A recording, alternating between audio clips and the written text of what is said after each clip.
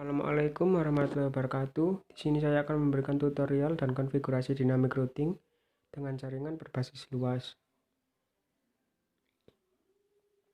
Langsung saja kita lihat konsep jaringannya.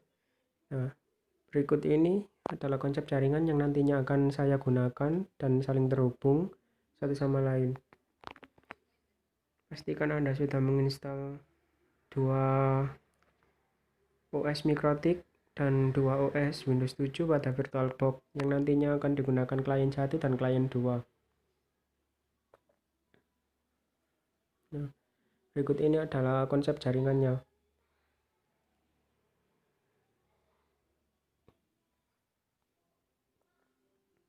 Kita buka VirtualBox lagi, jalankan Mikrotik 1 dan Mikrotik 2. Nah, untuk melihat IP address yang nantinya akan kita gunakan masuk pada software Winbox. Nah, pada Mikrotik 1 mendapat IP address 192.168.42.234/24 dari internet. Pada Mikrotik 2 mendapat IP address 192.168.42.148/24 mendapat dari internet.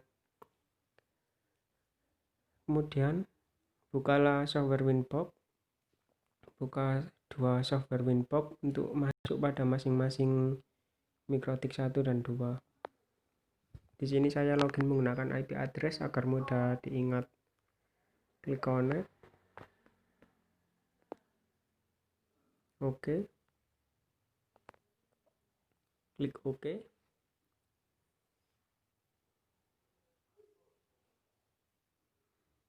Kemudian kita setting pada Mikrotik pertama terlebih dahulu, masuk pada IP address, menambahkan address baru untuk terhubung pada Ether 2 dengan IP address 200.50.3.1/28. Interface-nya atur menjadi Ether 2. Klik apply, oke. Nah, sudah berhasil dibuat pada Ether 2. Kemudian kita konfigurasi IP address pada Mikrotik 2. Klik plus Ether 2. Addressnya saya atur menjadi /28 lagi, namun dengan IP address yang berbeda, yaitu 200.50.3.49. Klik apply, kemudian oke. Di sini saya lupa menambahkan /28, nanti akan saya ubah. Nah, /28 apply, oke. Buka pada IP, klik DHCP server untuk menambahkan DHCP server pada Ether 2 di Mikrotik 2. Give out-nya yang terakhir adalah .61. DNS servernya diisi, yang pertama adalah IP address sumber internet, yang kedua adalah 8888, yang ketiga adalah 200.50.3.33. Kemudian klik next. Maaf, di sini last time-nya saya ubah menjadi 6 jam. Klik next, oke. DHCP server ini nantinya akan terhubung pada klien 2. Kemudian kita lakukan routing dynamic dengan protokol RIP. Nah, IP address yang di routing adalah IP address yang menempel dengan badan Mikrotik sendiri. Klik plus. Routing IP 192.168.42.0/24. Yang di routing adalah IP address dari network pada Ether 1 maupun Ether 2. Kemudian routingkan juga pada Ether 2, yaitu 200.50.3.1/24. 48/28, klik apply, kemudian OK. Nah, sudah berhasil routing RIP pada mikrotik kedua tadi. Sekarang kita akan melakukan routing dynamic lagi dengan protokol RIP, akan tetapi pada mikrotik pertama. Klik routing, pilih RIP, klik plus. Nah, IP address tersebut yang menempel dengan badan mikrotiknya sendiri adalah yang di routing. Apply, OK. Klik plus 200.50.3.0/28. Klik apply, OK.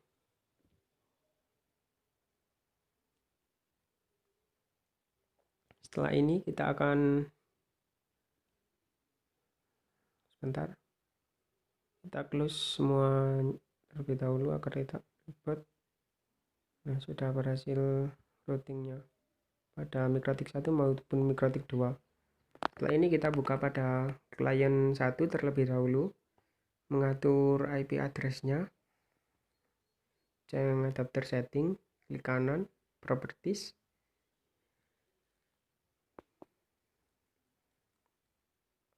pilih TCP IP v4.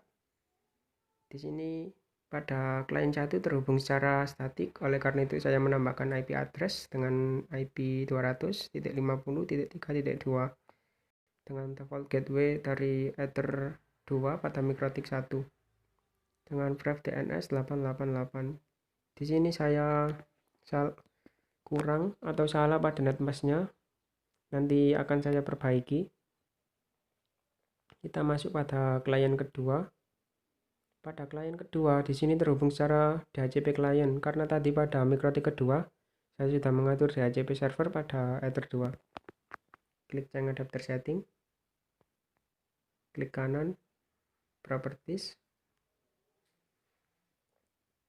klik internet TCP IP v4, obtain, OK.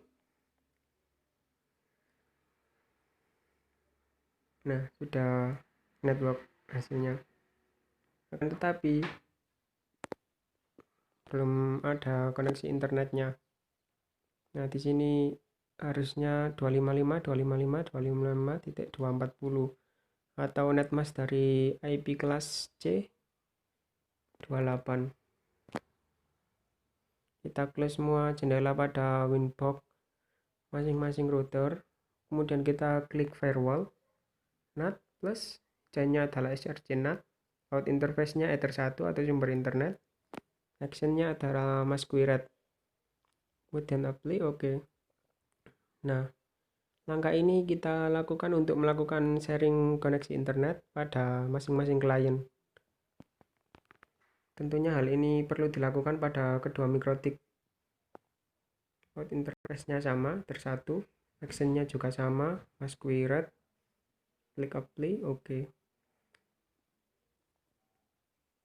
Nah, maka sudah terhubung dengan internet masing-masing klien 1 dan klien 2. Setelah ini kita, nah disitu buktinya adalah internet akses. Begitu juga pada klien 1, internet akses. Kemudian kita coba lakukan tes ping. Pada klien 2 kita lakukan IP config untuk melihat IP address yang didapat dari DHCP server pada mikrotik 2. Kita lakukan ping google.com untuk melihat sharing koneksi internet yang kita lakukan tadi, dan hasilnya reply, maka koneksi internet sudah terhubung. Kita lakukan juga ping antar klien, ping gateway klien 1, ping IP internet pada mikrotik 1. Kita lakukan juga sebaliknya dengan klien 1.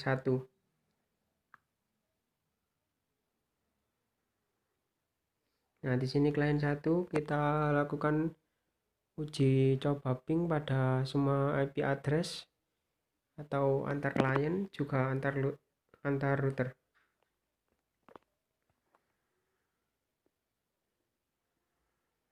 Hasilnya reply, tandanya sudah terhubung dengan baik. Kemudian kita lakukan juga pada ping gateway dari mikrotik kedua, ada Ether 2. Kita lakukan juga pada ping Google untuk melihat koneksi internet pada klien 1. Hasilnya reply.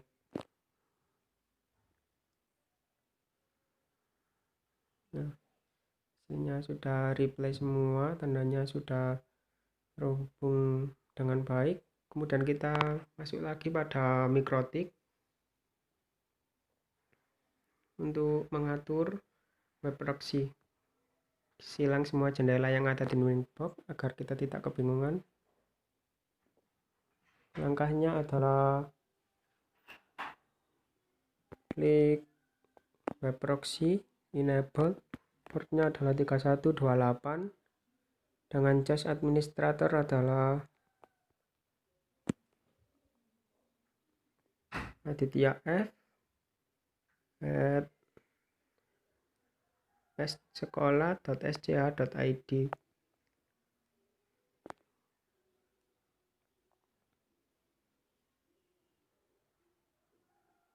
Kemudian kita klik apply.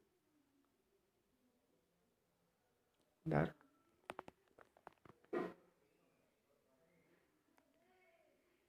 Klik apply, oke. Kita konfigurasikan juga pada mikrotik 1 maupun juga mikrotik 2. Nah, di sini pada web proxy klik akses, kemudian DSD portnya adalah tambahkan alamat website yang akan kita blokir dengan action Dani. Nah, di sini website yang kedua saya menggunakan mengapa sheet untuk diblokir Dani. Apply, oke. Kedua website ini tentunya nanti tidak akan bisa diakses karena sudah terblokir menggunakan proxy. Pada mikrotik 1 juga lakukan konfigurasi web proxy yang sama seperti pada mikrotik kedua tadi. Jas administratornya sama, ditya@sekolah.scha.id, portnya 3128. Klik apply, oke. Klik IP address, klik akses untuk menambahkan kedua website yang kita blokir tadi pada mikrotik 2. Di sini juga sama, menggunakan website.linux.org.id dan juga mengapa sheet. Maaf, di sini actionnya adalah Dani atau menolak, maka website akan otomatis tidak bisa diakses dari klien. Mengapa site actionnya hello. Maaf Dani. Apply, oke.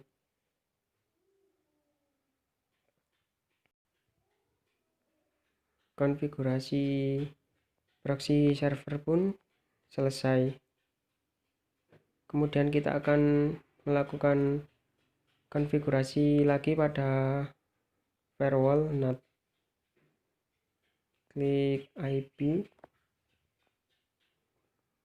NAT plus, maaf, di sini klik general, chainnya adalah DSD NAT dengan protokol default 6 TCP, DSD portnya adalah 80, in interface-nya adalah Ether 2 atau yang terhubung dengan klien.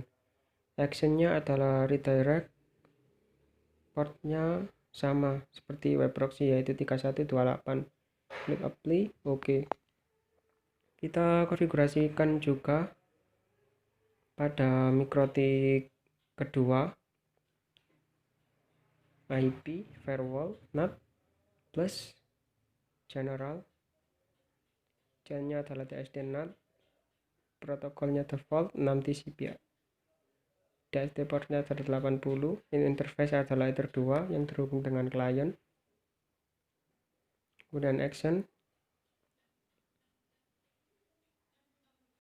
actionnya adalah redirect, portnya 3128, apply, oke.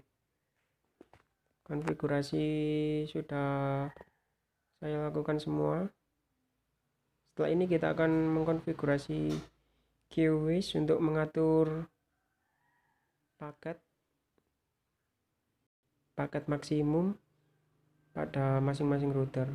Klik QoS. Pada mikrotik kedua saya atur max limitnya yaitu 32K. Targetnya adalah Ether 2 atau yang terhubung dengan klien. Klik apply, oke. Pada mikrotik pertama saya mengatur QoS nya dengan max limit 64K dengan target Ether 2 sama, apply, oke. Konfigurasi sudah selesai. Sekarang kita akan melakukan uji coba untuk mengakses website dari masing-masing klien, dari klien 1 maupun klien 2, untuk mengakses kedua website yang sudah kita blokir menggunakan web proxy tadi. Klik Google.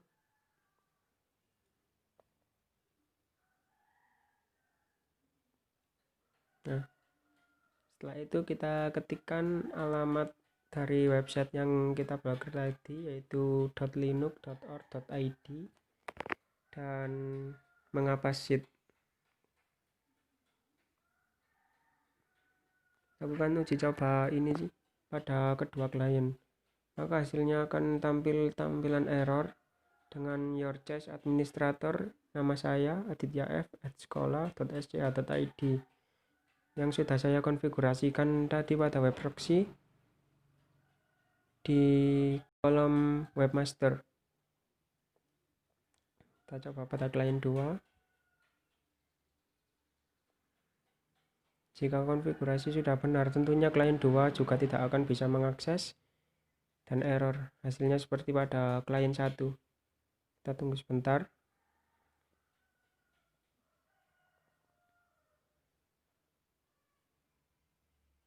Nah, hasilnya akan error seperti berikut: akses denied atau tidak bisa diakses. Seperti itulah cara konfigurasi dynamic setting, dynamic routing berbasis jaringan luas. Sekian tutorial yang dapat saya sampaikan.